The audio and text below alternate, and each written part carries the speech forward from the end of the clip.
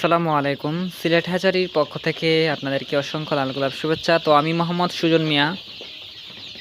তো অনেকে ভুল ধারণা নিয়ে খামার শুরু করেন বা খামার করতে ভয় পান।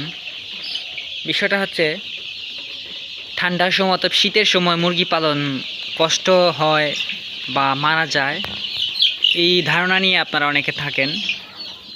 আসলে ঠান্ডা লাগতেই পারে, ঠিক আছে। ঠান্ডা থেকে বাঁচার জন্য বিভিন্ন ধরনের পদ্ধতি অবলম্বন করতে হবে। কিভাবে করতে হবে, কেন করতে হবে, পদ্ধতিগুলা অবলম্বন করলে কি হয় আপনারা দেখতে পারতেছেন স্ক্রিনের মধ্যে আমার মুরগির বাচ্চাগুলো কতটা সুস্থ সবল। এই যে দেখেন, মানে খুবই ভালো, ওরা খুবই সুস্থ সবল, একটা বাচ্চা তো এখানে সমস্যা নাই। তো অনেকে মনে করেন শীতের সময় মুরগি পালন করা সম্ভব হয় না বা মুরগি মারা যায়, শীতের সমস্যা হয়, ডিমের প্রোডাকশন ভালো থাকে না। এটা খুবই একটা ভুল ধারণা।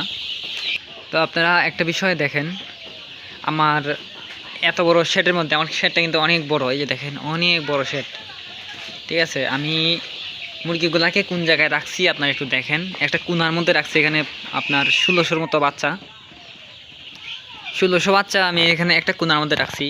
এই যে দেখেন, আমার এই শেডটা আসলে অনেক বড়, এটা প্রায় 3200 স্কোয়ার ফিটের মতো। তো এখানে রাখার কারণটা আপনারা একটু বুঝেন। আমি আপনাদেরকে অনেকে বলি শেডটা এমনভাবে করবেন বা মুরগির ঘরটা এমনভাবে করবেন যাতে রোদ লাগে। যে দেখেন এখানের মধ্যে রোদ লাগতেছে, এটা কিন্তু মুরগির জন্য অনেক উপকার, অনেক মানে ভিটামিন ডি মানে তৈরি হয়। ভিটামিন ডি যদি মুরগির শরীরে তৈরি হয় তাহলে ডিমের প্রোডাকশন খুবই ভালো থাকে। তো দেখেন আমি বাচ্চাগুলো এমন জায়গায় রাখছি যেখানের মধ্যে রোদ বেশি, ঠিক আছে। যেখানের মধ্যে রোদ বেশি তাতে আমার কারেন্ট বিল বাঁচতেছে, মুরগির শরীরটা ভালো থাকতেছে। এটাই আপনাদেরকে বুঝাইতে চাইতেছি, বা আমি ভিডিওর মধ্যে ভালো টিপসগুলো আপনাদেরকে বুঝাই যে কিভাবে করবেন। আমাদের সিলেট হ্যাচারির সাথে যুক্ত থাকলে বা আমাদের থেকে বাচ্চা নিলে বা আমাদের পরামর্শ নিলে কীরকম পরামর্শগুলো পাবেন আপনারা, এই বিষয়টাই আপনাদেরকে আমি জানাতে চাইতেছি। বা ভিডিওর মধ্যে আমি এই ছোটোখাটো টিপসগুলোই আমি দইরা তুলি, যাতে প্রান্তিক খামারিদের লাভ হয়, তাদের লস না হয়, তাদের কষ্টের টাকার মুরগিগুলো যাতে মারা না যায়। আপনারা দেখেন এখানের মধ্যে অনেক রোদ লাগতেছে। আমি মনে হয় এই বিষয়টা আপনাদেরকে বুঝাইতে পারছি। আপনারা সবসময় যেখানে রোদ লাগে ওইখানে বাচ্চাগুলো রাখবেন যদি বড় শেড হয়, আর এমনভাবে শেড করবেন যাতে আপনারা রোদ লাগে এরকমভাবে করবেন।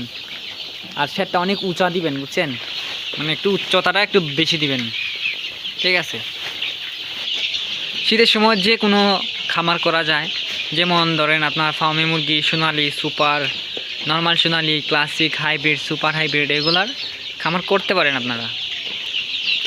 এতে আপনাদের কোনো সমস্যা হবে না। আর আমার চ্যানেলটি নিয়মিত অবশ্যই দেখবেন, দেখলে পরে আপনারা অনেক লাভবান হবেন।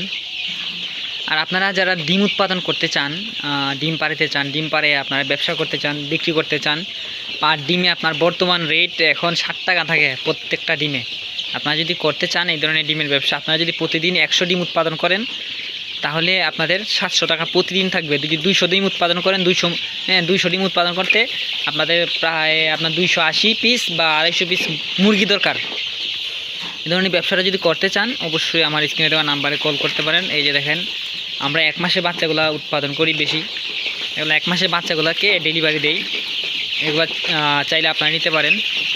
আর একদম সম্পূর্ণ পরামর্শ আমাদের থেকে পাবেন। কোনো ধরনের পরামর্শ বাইরে থেকে ডাক্তার থেকে নিতে হবে না, আমাদের থেকে নিতে পারবেন আপনারা। আপনাদের যতটুক সামর্থ্য আছে ঠিক ততটুক দিয়েই শুরু করবেন। আপনারা 500 মুরগিতে শুরু করলে আপনাদের হিউজ টাকা ইনকাম হবে। 500 মুরগি থাকলে আপনাদের একবারে কম করলে 350 থেকে 400 ডিম পারবে, তাহলে আপনাদের অনেক টাকা সেভ হবে, ঠিক আছে। এই বিদেশ যাওয়ার দরকার নেই ভাই, চাকরি করার দরকার নাই। আপনি ভালো 500 মুরগি নিয়ে বসে থাকেন, শুধু মুরগি নিয়ে বসে থাকেন, আপনার চাকরির টাকা, তারপরে আপনার বিদেশের টাকা, 3 জন বিদেশের টাকা একা ইনকাম করতে পারবেন দেশে থেকেই। তো দেখেন খাবার দিচ্ছি এখন সকালবেলা, প্রায় 8টা হয় না এখনও। তো ভালো থাকেন সবাই, আর অবশ্যই সাবস্ক্রাইব করবেন যাতে আপনাদের উপকারটা আমি করতে পারি। ধন্যবাদ। আর চ্যানেলটি অবশ্যই সাবস্ক্রাইব করবেন। আসসালামু আলাইকুম।